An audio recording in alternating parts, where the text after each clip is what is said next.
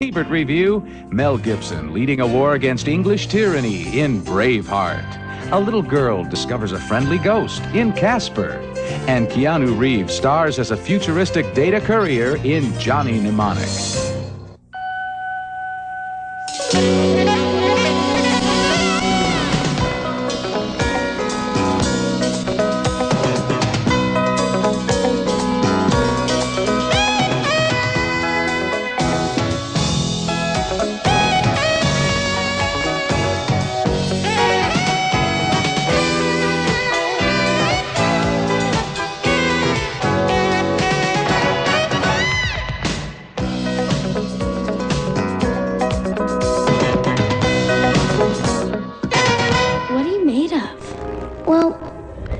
You know that tingling feeling when your foot falls asleep?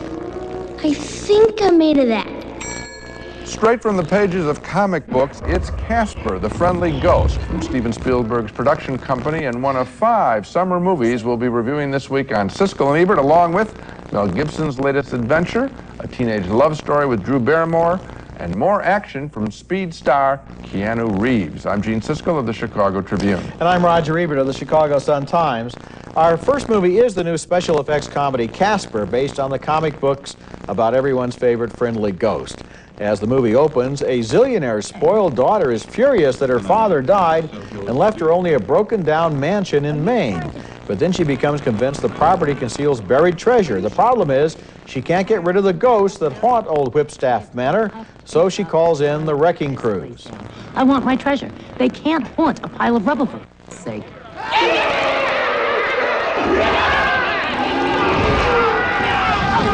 That's Kathy Moriarty as Kerrigan, the villainess. When that approach doesn't work, she hears about a ghost psychiatrist who specializes in solving ghostly problems so the spirits won't have to linger in this world. The ghost doc is played by Bill Pullman from While You Were Sleeping, and his daughter is Christina Ricci from The Addams Family. Oh, see? No ghost there. Then we can check over here, right? Oh! No, there's no ghost in there. We can even check over here. There. See? And that, of course, is Casper the Friendly Ghost, the creation of the special effects wizards at Industrial Light and Magic.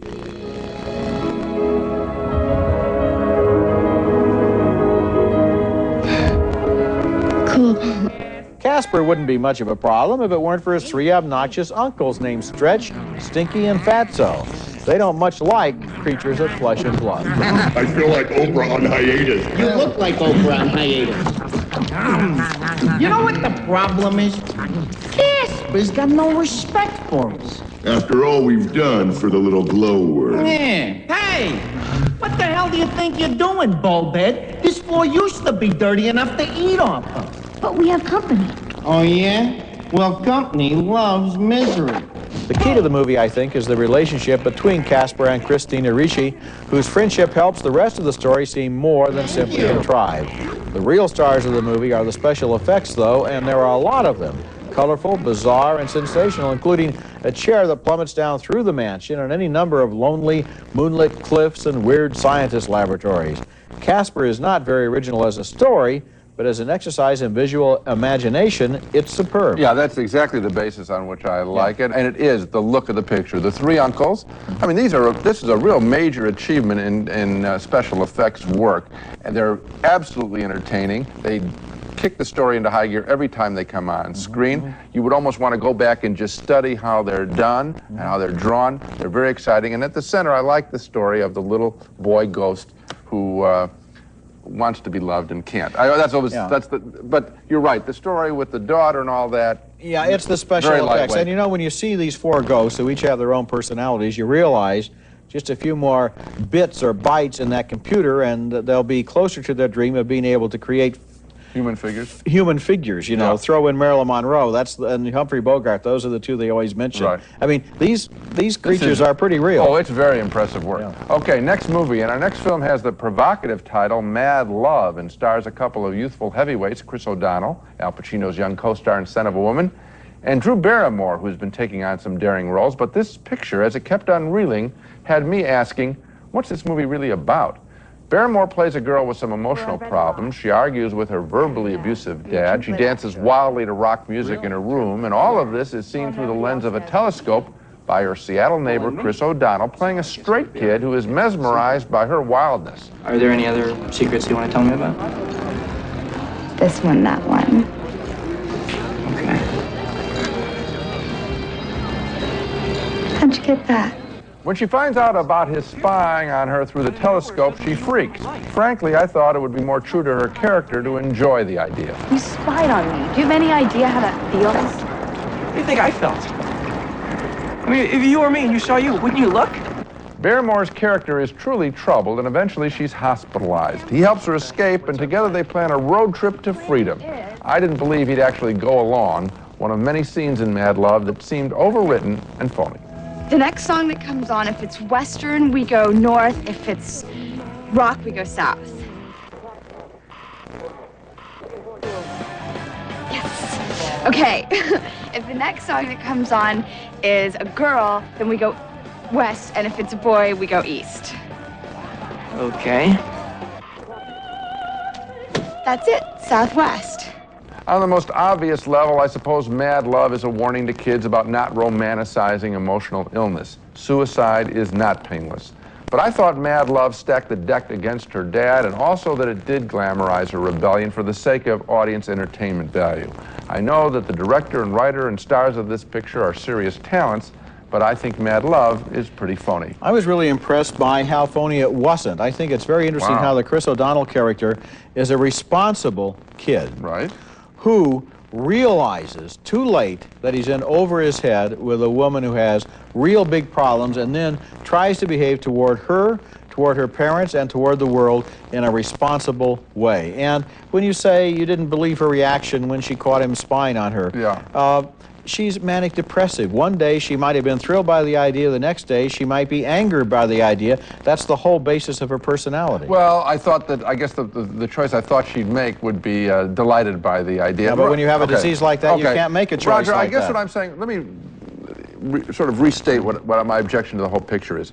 I think that it is her dysfunctional behavior, the way it is directed and put on the screen is for entertainment value, and it sort of embellishes I've seen that. so many movies, including Gun Crazy, which Drew Barrymore was also in, that are really done for entertainment value. This one is really trying to deal with these issues in a thoughtful way that impressed me. Okay. When we come back, Mel Gibson is a Scots freedom fighter in Braveheart.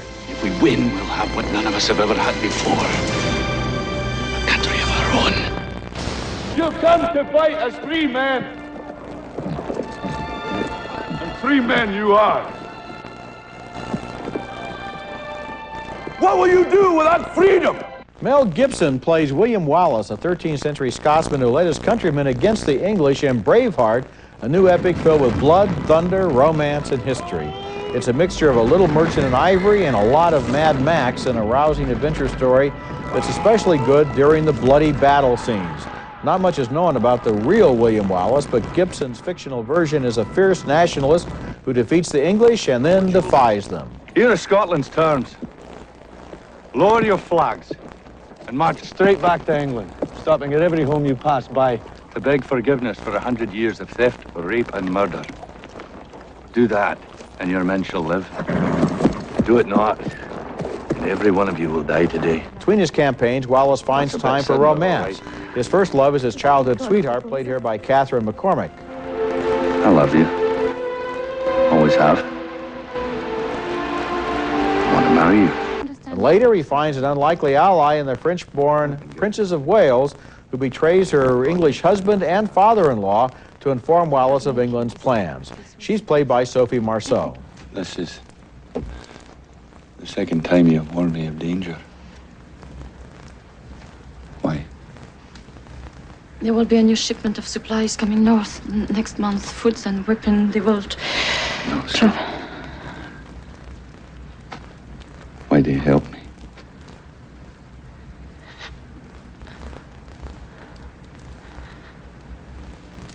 Why do you help me? Because of the way you are looking at me now.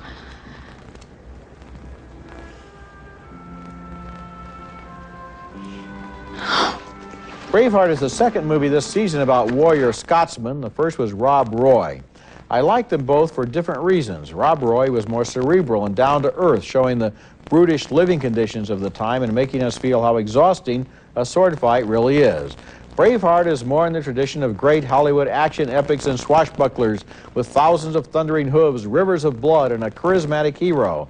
It's a very ambitious film and a good one. Mel Gibson, who not only stars but directs, has a sure hand for adventure. I liked it too, Roger. I think that this film is also pretty gritty, actually, and what I liked about it is that he showed how dirty and how brutal life was in the 13th century. I don't think this is that romanticized medieval time period that you might be referring to with other epics. I thought that was, in fact, I thought it was kind of bold. This guy, Mel Gibson, obviously a mainstream hero, he could have made a real mainstream picture, and maybe and obviously the great sword fight, I mean the great horse fights are in that tradition.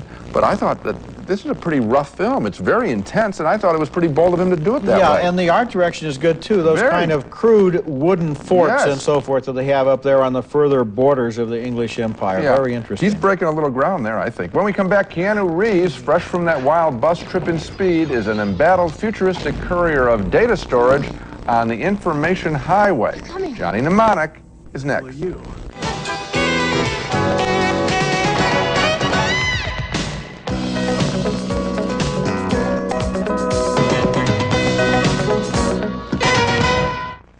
Good girl, Janie. Brought him to the right place. You can fix him? I don't know. With his seepage, if I could work a download, I don't know if the product would be coherent. The product? I just want it out.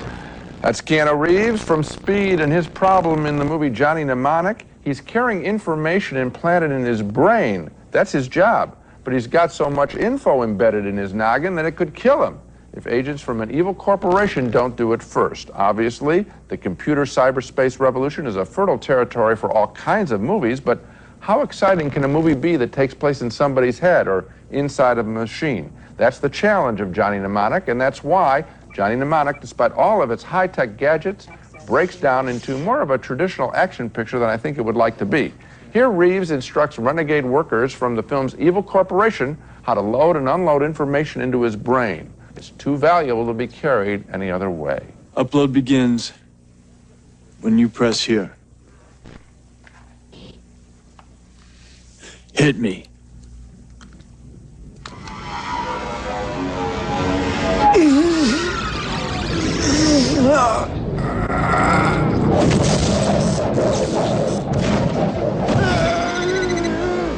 But problems soon arise. At the Newark airport, 21st century courier Johnny is scanned and diagnosed as having a potentially lethal implant. Warning, detected synaptic seepage. Neural failure within 24 hours. Seek medical attention immediately. Thank you. Welcome to Newark. Johnny does get sick and is ambushed and awakens to find a bad guy named Ralphie, played by Udo Kier, standing over him, along with an agent of the evil corporation. But take away the high tech, and it's the same old threatening setup we've seen before in a movie that with a better sense of humor would be called Bring Me the Head of Johnny Mnemonic. They don't just want the data. They want everything it's ever been stored in. There's less danger of information decay. Of course, Johnny has a girlfriend played by Dina Meyer, and they are befriended by Ice-T, the rap star, playing the leader of the Low-Techs, computer nerds who fight the corporation's hired guns. Now.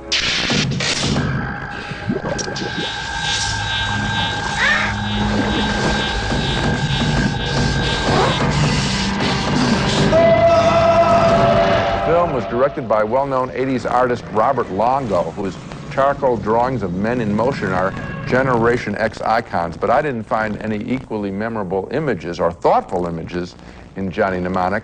The mix of standard movie elements and new technology just didn't gel. Well, I agree with you pretty much right down the line on this. If you look at the plot, it's a guy has a lot of something valuable and wants to go from A to B with it, and the mob wants it too, and they're going to chase him there, and the girl helps him. And also, in the 21st century, the notion that you couldn't encrypt this material and squirt it by satellite anywhere you wanted to in a second Which is being done all the time. Which is being done right now. And will be done so by any intelligence agency in the future. Of course, so in the 21st century, this wouldn't be a problem.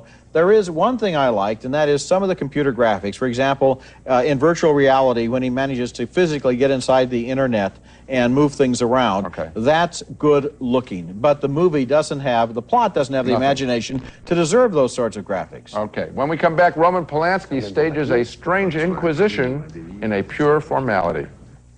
Formality, and it's from the Italian director Giuseppe Tornatore, whose Cinema Paradiso was one of the all-time foreign film hits a few years ago.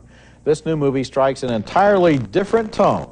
Set in a grim landscape of rain and mud, it takes place almost entirely inside a leaky police headquarters where a man named On-Off, that's an interesting name, On-Off, has been brought for questioning after being picked up while staggering down a country lane. He's played by Gérard Depardieu and is brought before an inspector played by Roman Polanski. Je pense pas que ce soit un crime ou un délit d'être sans papier. J'ai laissé mon portefeuille sur mon bureau. Certainement. À la poche d'une autre veste. Tout d'abord, j'aimerais bien savoir à qui j'ai le plaisir de parler. The inspector is delighted to discover that his prisoner is his favorite writer, but all the same, the investigation must continue, even though it's not clear exactly why On-Off is there or what he has been charged with. Je vous le répète, c'est rien de grave. Quelques petites questions, juste une formalité. As the questioning continues, On-Off's amnesia about the previous day begins to lift, and he remembers some of the events leading up to his arrest.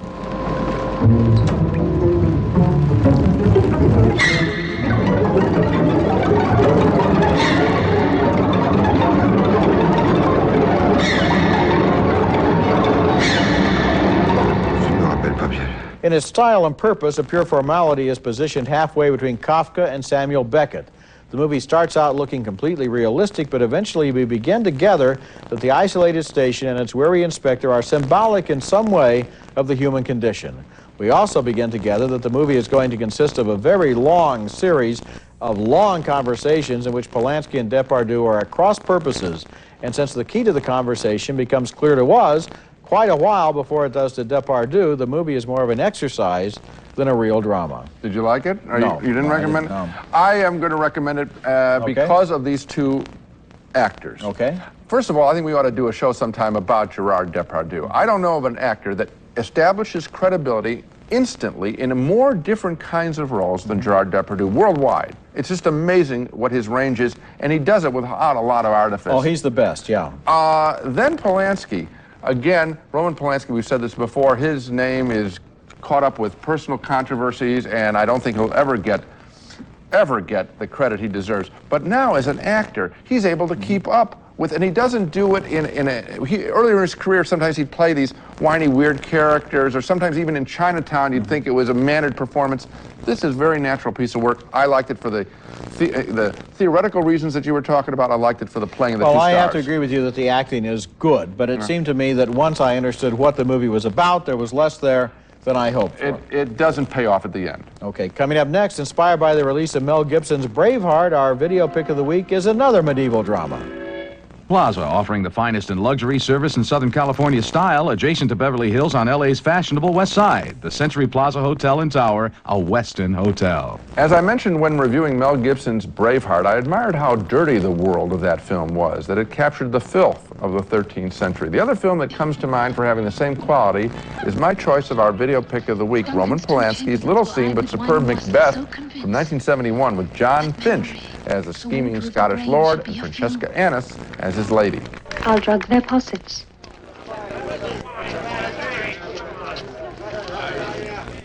When its swinish sleep, their drenched natures lie as in a death. What cannot you and I perform upon the unguarded Duncan? Polanski's Macbeth, with a screenplay by Kenneth Tynan, was made shortly after the brutal murder of Polanski's pregnant wife, Sharon Tate. And so much of the buzz about the film concerned its bloodiness. But what impressed me as a critic then is how much more real it seemed than other stagey or prettified versions of its drama or other period films from the same medieval era. Behold! Look! I say you! About to quit my sight! Let the earth hide thee! Thy bones are marrowless, thy blood is cold. Thou hast no speculation in those eyes which thou dost glare with. Roman Polanski's Macbeth, our video pick of the week. Now let's recap the movies we reviewed on this show. 2 thumbs up for Casper, the mostly entertaining special effects-laden comedy about that friendly ghost. Cutting-edge special effects. A split vote on Mad Love with Chris O'Donnell as a moth drawn to the suicidal flame of Drew Barrymore. I thought the movie was overwrought. Roger, however, felt it captured the complexity of the situation properly. 2 thumbs up for Mel Gibson's Braveheart, the Scottish epic that is intense and exciting. 2 thumbs down for Johnny Mnemonic, the goofy cyberspace thriller with Keanu Reeves. And finally, a split vote on A Pure Formality with Gerard Depardieu as a man who doesn't even know if he's guilty of murder. I thought it was a terrific drama. Roger felt it was more an exercise in style. We both liked the performances. So of the group, for me, Braveheart is the best of the bunch. Me too, and Casper for the family. Yeah, that's it for this week. Next week we'll be back with a special show about the phenomenon of Quentin Tarantino, who has only directed 2 movies, but is already one of the best-known and most influential filmmakers and personalities in America. We're calling it Pulp Faction, the Tarantino generation. That's next week, and until then, the balcony is closed. Berkline's new Feather Glide recliner glides easily, swivels through a full circle, and reclines effortlessly with fingertip touch motion. Berkline, the perfect gift of comfort. Unscented Lever 2000, the mildest deodorant soap, so it's best for your skin, even the most sensitive skin. Unscented Lever 2000. Remington's Triple Foil, the only shaver with 3 narrow micro screens designed for those hard-to-shave places. If you can grow it, we can shave it. Remington Triple Foil. Jergens Refreshing Body Shampoo. For a clean that never felt so good, squeeze for yourself.